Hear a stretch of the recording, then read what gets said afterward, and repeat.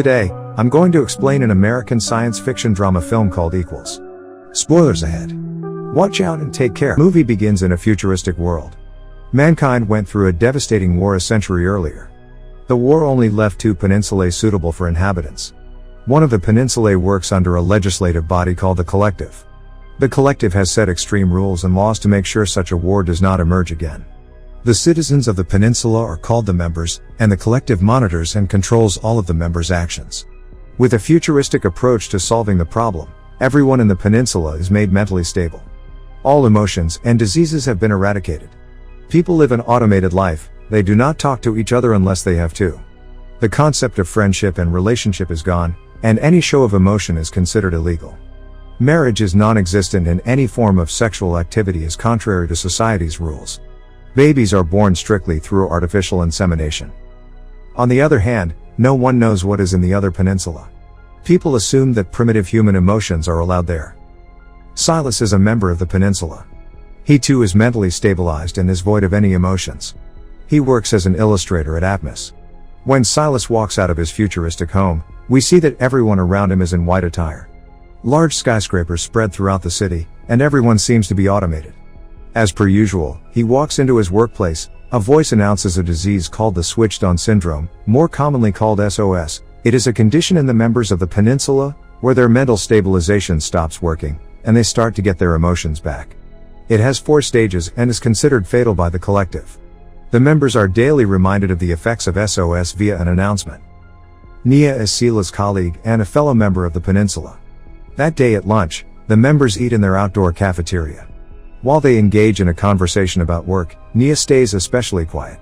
While returning home that night, Silas comes across 2 guards restraining a man named David. A woman who is also restrained screams David's name in dismay. The 2 are suffering from SOS and have gained their emotions back. They are being taken into a facility called DEN, defective emotional neuropathy. DEN was established by the Collective to hold in the patients suffering from SOS. While not many people know of what occurs inside the place, it is rumored that the people from the 4th stage get killed mercilessly as the stage is beyond healing. The display of emotions unsettles Silas.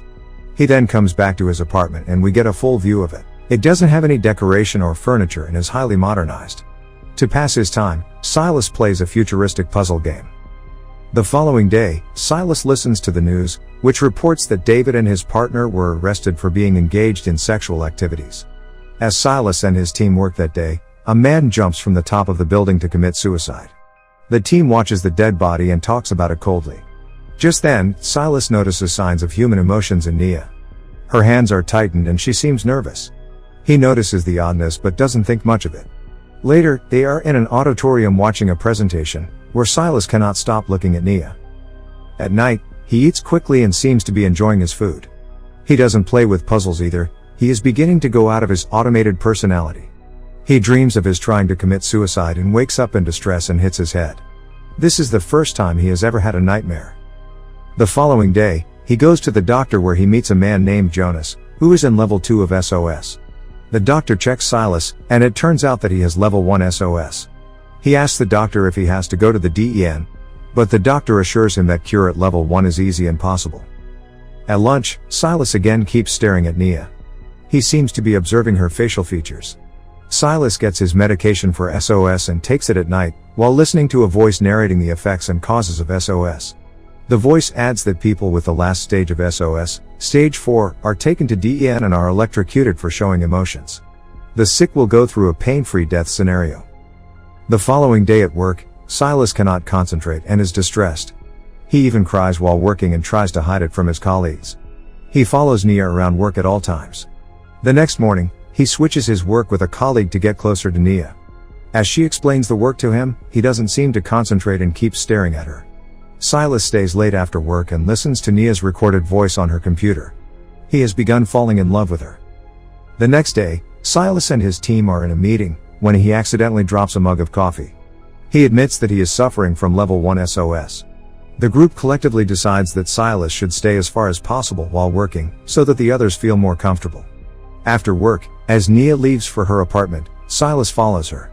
Nia catches him in the act, but Silas in turn questions her if she has SOS too. He tells her about him noticing her demure change when the guy committed suicide that week. Nia insists she is fine and leaves. The following day at work, Silas stays as far as possible from everyone, but doesn't stop looking at Nia. The two act like the conversation yesterday never happened. Both of them work late that day. Nia goes to the bathroom and Silas follows her. He gets into her bathroom stall and goes inside. The two are close when they touch each other for the first time. Silas feels Nia's face in awe. Nia reveals that she is at SOS for a year now. She never went to the doctor because she was afraid of being sent to the DEN. She then tells him that their being together is too risky, so they can't meet like this again. The two get up and finally kiss. It is now the next day, and everyone has left the office except the two. Nia again leaves for the restroom and Silas follows. The two hold on to each other, but are too afraid to move on with the relationship. They kiss again. From the following day, they start sneaking into the restroom every day. They laugh, talk, and kiss.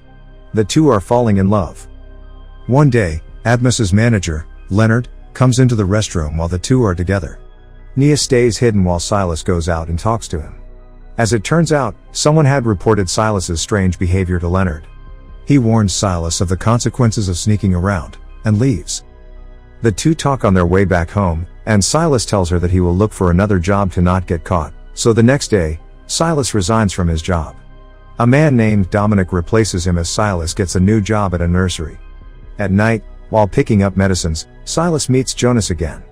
The two talk for a while and Jonas reveals that he is a part of a support group with people who are suffering from SOS. He offers to help Silas if he needs it. Soon, Silas visits the support group and meets its members, namely Bess, Peter, Thomas Gill, Max, and Alice.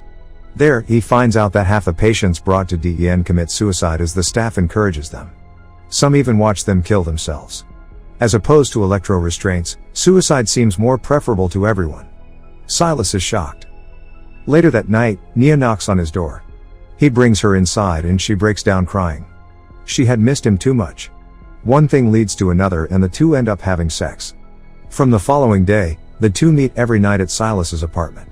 Silas has completely stopped taking his medication. The two are beyond happy with their lifestyle. That is until one morning, they hear the announcement that a medication to treat SOS has been made. The announcer suggests everyone who has been diagnosed with SOS to take the medicine. SOS of any level can be treated with it. Scared that they will not be able to feel anymore, Silas and Nia go to the support group. They have decided to run away to the other peninsula. Bess tells them that it is not a good idea, but they have made their decision. They decide to leave in 3 days with Jonas's help. However, Nia gets a conception call from the collective. They want her to artificially bear a child. If the doctor checks her blood results, they will diagnose her with SOS. Scared, she tells this to Silas, who asks her to meet him at the clinic after her appointment. At the clinic, the doctor informs Nia that she is pregnant. Silas sees 2 guards taking her away, but he cannot do anything. They take her to DEN. Silas frantically asks Jonas for help, who tells him to go home and wait for a couple of hours. Bess, who is also a worker at DEN, frees Nia and takes her to the rest of the support group. They make her dress up as fast as she can. Bess then explains to her that a patient named Eva had killed herself last night. Bess has changed her records to Nia's. So now Nia can live freely as Eva. Nia runs away to Silas's apartment but is surprised when she doesn't find him there. Meanwhile, Silas is at work where it is announced in the news that Max had reported Bess, Jonas, and Gilead. So now, all 3 of them were cured and void of emotions. He then runs to DEN's headquarters and asks a worker about Nia. He informs him of her death. Silas is devastated. He goes blank and starts having a panic attack. Nia goes searching for him when he doesn't return back to the apartment. Meanwhile, Silas climbs on top of Atmas's building to commit suicide.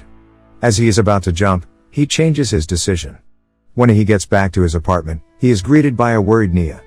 She immediately notices the mark on his neck. Silas has been cured of SOS.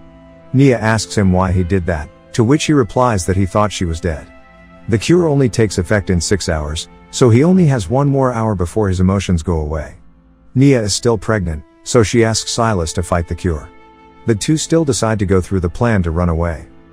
The next morning, Silas remembers that he loved her but doesn't feel it anymore. He tells her to get dressed to go to the train as they had decided. In the train, Nia is disappointed, as Silas sits 2 seats away from her. Nia reminisces of all the good times with Silas. Just then, he sits on the seat beside her and holds her hand, suggesting that he will soon recover and gain his emotions back.